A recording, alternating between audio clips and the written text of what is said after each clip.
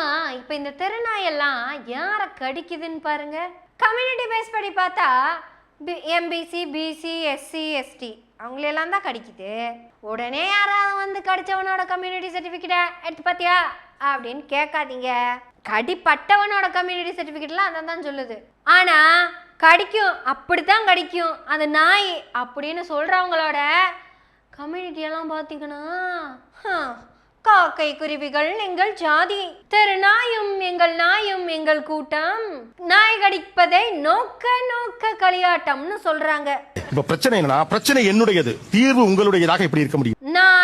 நாயால் கடிபட்டவர்கள் எல்லாம் PC, MBC, SC, ST.